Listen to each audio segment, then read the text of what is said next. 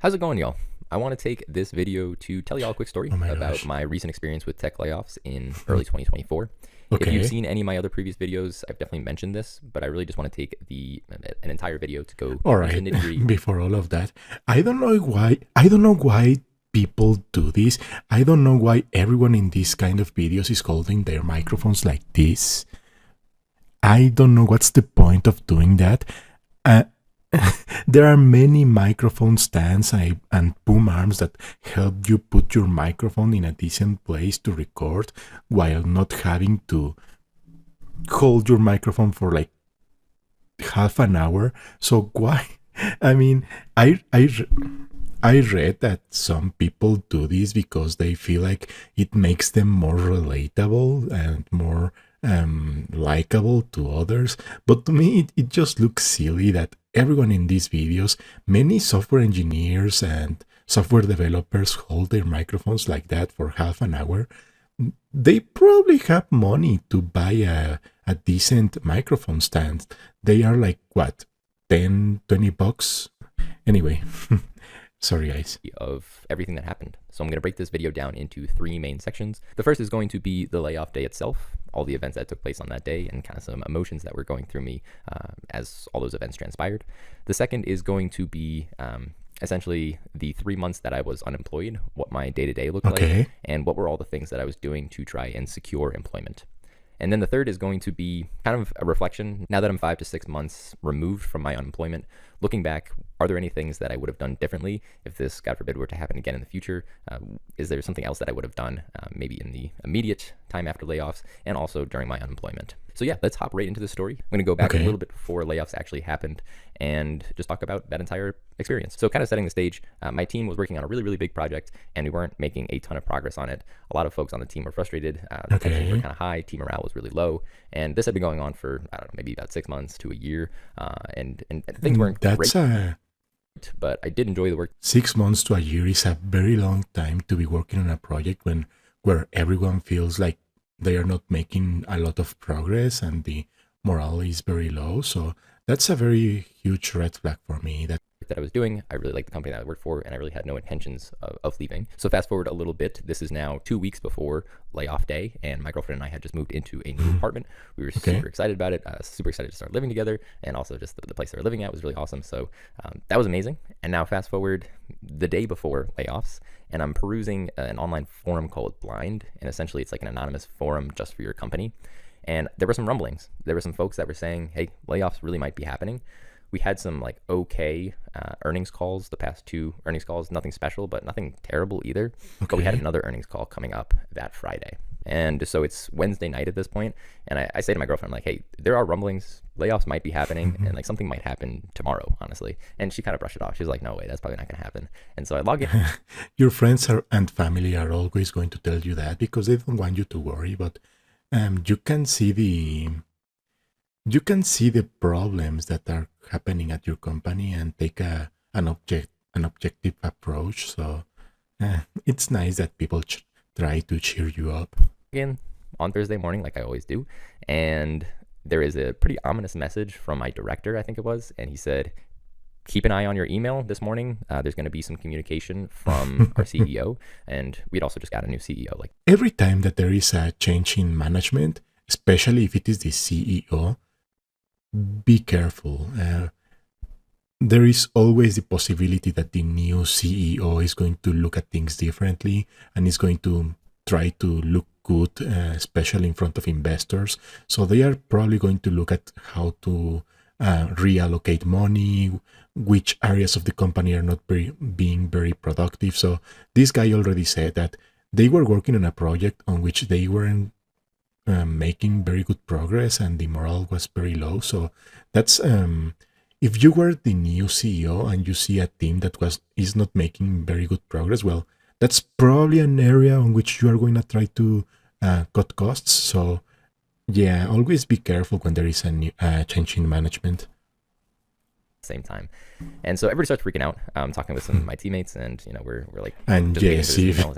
if someone is telling you that check your email in 30 minutes because there is a communication that is going to be sent to all of you, you know what's gonna happen. You feel it in your body, in your blood.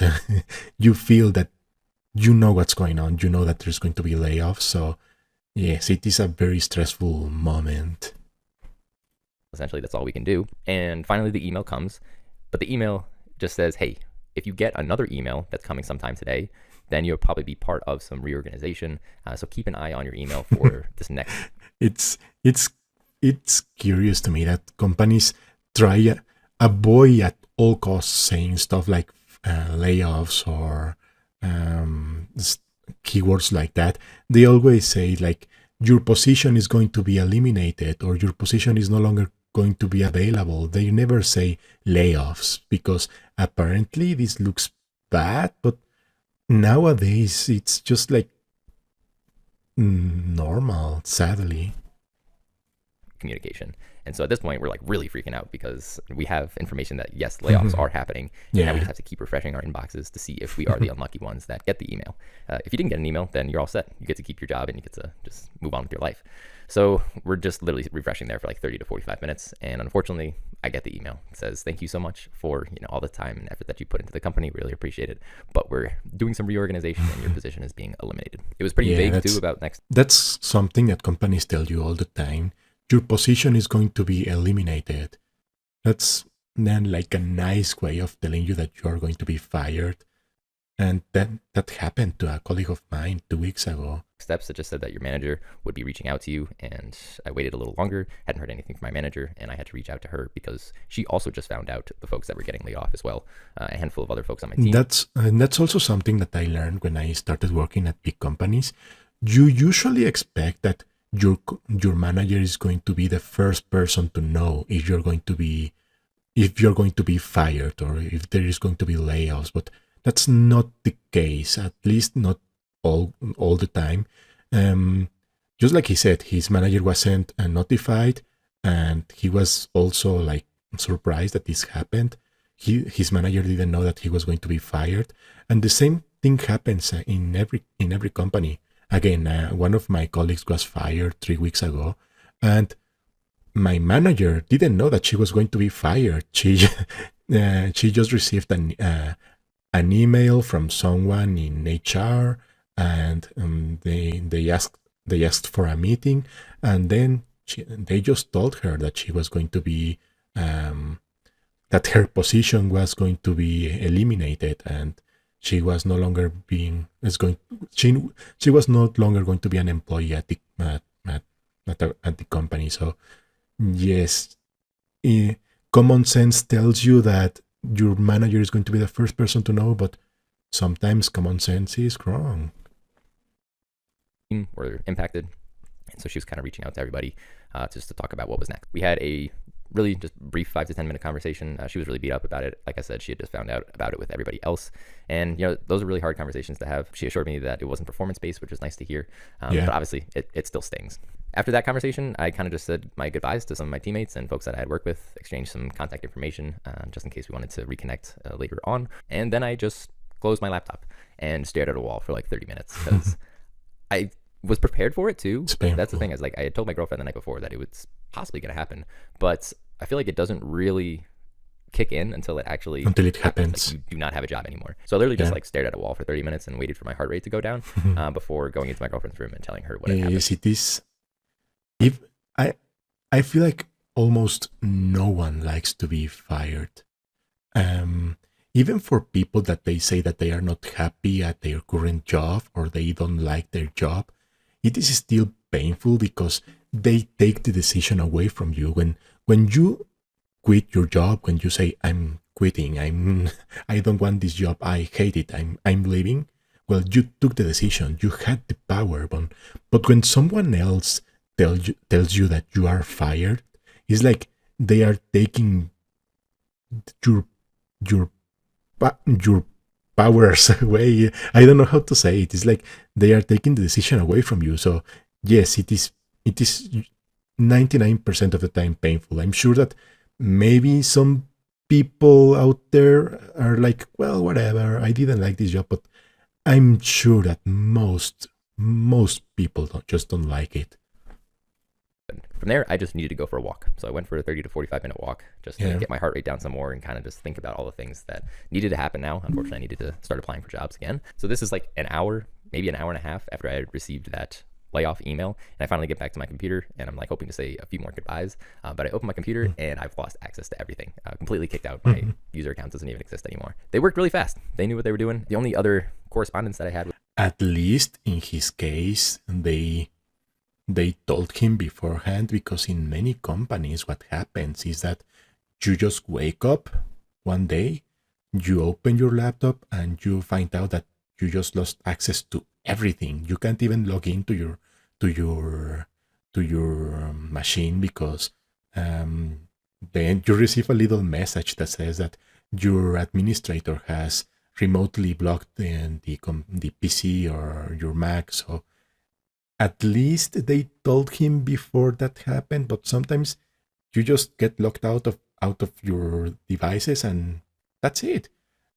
In some big companies, they allow you to have your devices for a little longer, because if it is a very big company, we are talking about companies like Microsoft, Google, Apple, like very big companies, they sometimes tell you that you have some time, maybe a week or a month, to see if you can find a position in another team. Sadly, when there are layoffs happening in a company, even if the company tells you that you have some time to find a position in another team inside the company, it's going to be difficult, because there is a reason for the layoffs, because there is going to be very few positions available. So yeah, it's painful. with the company was to talk about things like insurance, if you wanted to sign up for the Cobra health insurance, how to send your computer back to the company, and also about a severance package. I do think I was really lucky and fortunate to have had a pretty good severance package. It was 13 weeks, and I got to keep my health insurance throughout that time, but I kind of used that as a framework for how I wanted to structure my job search afterwards. If I could find something in those 13 weeks, it's kind of like nothing was lost. You know, you're getting paid throughout that entire time, so it's not like you're losing salary or health benefits or anything like that. So that really became my goal. It was, how can I find a job in 13 weeks? And with that, I will now transition into what did I do for those 13 weeks, and what were the things that I was trying to do in order to gain my employment back. So like I had said, I had heard some rumblings the day before, and so like a responsible young man, I decided to update my resume the day before I got laid off without having any idea that I was actually going to be laid off. So that was nice. I didn't have to spend time doing that, and I could just really jump right into applying. And at this point, you could probably insert like an anime training montage of somebody, you know, who's really... I always suggest to people that if you don't urgently need a job, obviously this is going to be different for everyone. Maybe you have bills to pay, you need to pay your mortgage, and you need to pay your bills. So if you need the money, well, start looking for a new job right away, right? But if you are not like desperate for a new job, take a little bit of time to relax and to take care of yourself. Maybe take a couple of days, a week to just relax. Maybe take some time for yourself. Don't week, and then they were just in the desert beating up boulders and stuff. That was essentially me for 3 months straight, except not punching boulders, but instead applying to software engineering jobs. I do have a video on my channel previously that talked about the 239 applications that I sent out in this 3-month time frame. I'll link that up above and down in the comments as well if you want to check that out, because that is a more of a deep dive on the strategy that I used to crank out that many applications. But if you're curious what a day-to-day looked like while I was unemployed, it was quite literally wake up, go on LinkedIn, apply for jobs for a couple hours. Then I would take a little bit of a break. Maybe I would go to the gym if I was feeling healthy, which honestly didn't happen most of the time. And then noon would roll around, and I would do the same thing, about an hour or two of job applications. And then end of work day too, about 5 p.m., go through the same thing again. So it was like every single day, 3 specific intervals throughout the day to try and be the first application on all these new jobs that were being posted. And in between that, it was preparing for interviews. I was pretty fortunate that I ended up interviewing with like 10 to 12 companies throughout the time frame. I only ended up getting 1 offer, but I guess that's all you really need. So like I said, in the time that I was not actively applying for jobs, I was preparing. The primary form of interview prep that I was doing was leak code problems. Unfortunately, they are still prevalent in 2024 if you're applying to software engineering jobs.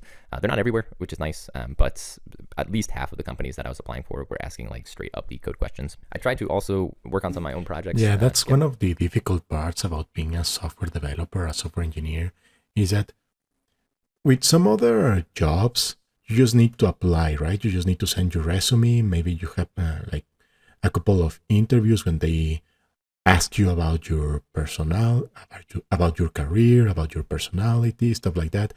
But sadly, for better or worse, for software engineering positions or anything that is related to code, they are going to ask you to solve problems about data structures, algorithms. So yes, interviewing for a software engineering job is very, very tough. It is a difficult process, especially in the big ones such as Google, Microsoft, Amazon, Netflix. They have this long and tedious process of coding interview, another coding interview, a system design interview. So it's difficult. Get more of like hands-on project work throughout that 3 months, but really the lead code questions and the applying to jobs and then the interviewing themselves took up the majority of my time. So there was really just not a ton of time for project work itself. The other way that I was kind of preparing for interviews is I would get a phone screen with a company and I would pass most of the phone screens onto the next round. But if I had a company that I knew I was going to have a second round interview with, I would go to a handful of forums, so mainly Glassdoor, Blind, and the LeetCode forums, and I would try to find the types of questions that these companies would be asking in their interviews. Companies do try to... That's a good one. Some people might see it as dishonest to take a look at the forums and see what kind of questions are going to be asked or the exact questions that are going to be asked. But at the same time, it's like, well, you're playing the game, right? If you already know the question that is going to be asked, or at least know the topics that are going to be prevalent in a certain company, such as maybe a company asks a lot about, I don't know, maybe linked lists or arrays. Well, if you're applying for that company, it is a good advantage to have to review problems about those particular data structures, right? Or if another company likes asking problems about sorting, well, again, that gives you an edge. And if you need a job, well, you play the game. Crack down on that stuff as much as possible, so you probably won't see like exact questions that they'll be asking. Yeah. But if you can get a grasp of the type of question that they're going to be asking, like is it going to be a straight up lead code question? Is it going to be more of like a data structures with a business context kind of question? It gives you a better like mindset. Yeah, it's very likely not going to be the same question. The amount of competition that there are for these software engineering roles is so high that any kind of competitive advantage you can give yourself, I really think you have to take it at this point. So yeah, brief summary of the day-to-day. It really was lead code, applying for jobs, sifting through forums to try and find, any kind of information that I could about a specific company's interview process. And that alone, I would do that every single day. So for 7 days, and I wouldn't take the weekends off or anything like that. I was working significantly more than I was at my previous job. And I got to tell you, I was going insane. By the end of it, I was incredibly burnt out. And if I had to keep going, past that 3-month mark, I don't know that I would have been able to sustain it. To kind of portray the mindset that I was in during this time, I have 2 things from my notebook that while I was in the grind and the unemployment made sense and were fine for me to do. But now looking back on it and reading these things, they kind of sound insane. So I want to show those to you real quick. Okay, I'll insert a picture of this job interview schedule that I crafted for myself. And it was essentially a day-by-day planner of every interview that I had, which is good to make sure that I was not forgetting anything. I will say that there were a lot of kind of interviews that were happening simultaneously, so I definitely wanted to make sure that I wasn't forgetting anything. But on the other hand, it's kind of just insane. It starts off with this giant laid off on February 15th, and that's how I know exactly what day it was, because of this stupid calendar. But then it just shows every single day, like, if I had no interviews on February 21st, I made sure that I told myself that. And then, every single day that I had interviews, the company and the time slot, and which interview it was. So that only lasted for the first 2 months of unemployment, I think. And I'm glad it didn't last any longer than that, because it was really just capturing all of my failures, honestly. It was kind of just like a running log of all the interviews that I ended up failing. So I'm glad that I stopped doing that, but wish I had never done it in the first place. And the second thing that I want to share with y'all from this notebook that was kind of a representation of the mental state that I was in is a journal entry. And I don't write journals very often, but I felt compelled to because I just wasn't doing so great. I just failed a couple of interviews that I was really excited to potentially work for those companies, and the interviews just didn't go my way. And so I did some reflecting, and this is just a short excerpt from this journal entry. There is something else that I've been struggling with during unemployment, which is that I've somehow deeply intertwined my self-worth and identity with my employment status and competency as a developer. This is an incredibly dangerous mindset because in many ways, my employment status is out of my control. If I do have a job, I could be laid off at any time. If I don't have a job, I'm at the mercy of recruiters and interviewers. So yeah, sorry, not to get all deep and sentimental on y'all, but it definitely was a realization that I had that Yes, it is something that crosses your mind. You feel like if you are unemployed or you got fired, it reflects on your performance or your or your abilities as a coder or as a software engineer. But don't and you have to try to keep those thoughts and feelings out of your mind and your heart. and I think this happens in a lot of other professions too, but with software engineers that I've talked to, for some reason, this like intertwining of identity and employment and like being a software engineer is really deep. And I think it definitely impacted me a lot that I wasn't technically a professional software engineer, and the fact that I was unemployed made me feel like even more of an imposter than maybe I do on a day-to-day. And so kind of just reflecting on that maybe helped me a little bit. But all that's to say that I just really wasn't doing so great during those 3 months. And shout out to my girlfriend. She was really supportive through the entire time, and I always felt like I could talk to her about anything that was going on. So shout out to you. And I'm just really, really glad that it didn't last more than the 3 months, because I know that there are a lot of folks out there struggling, possibly feeling exactly the same way.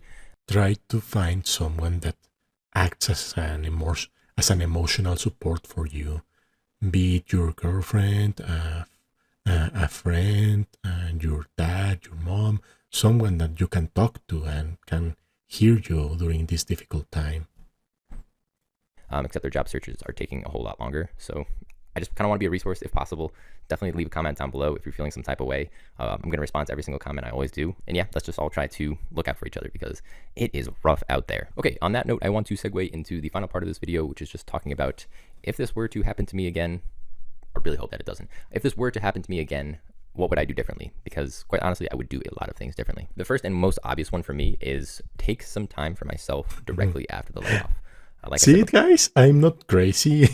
I do believe that this is a good advice to give to everyone. If you get fired, take some time for yourself. I am not a life coach. I am not an expert in life. But I do feel like taking some time for yourself when you experience a traumatic event in your life. Take a vacation if you can afford it, or take just do whatever makes you happy. Play video games, go to an event that you like. Take some time for yourself. This time is going to be different for everyone. Everyone is different. Take some time for yourself. That's all I can tell you. But see, this guy agrees with me. Before, I had already had my resume ready to go, and the day that I got laid off, I didn't even wait till the next day. The same day that I got laid off, I started applying for jobs, and the process just started immediately. I think just giving myself a few days or a week to decompress, really let everything sink in, would have been a much better play and would put me in a much better headspace going into the interview processes.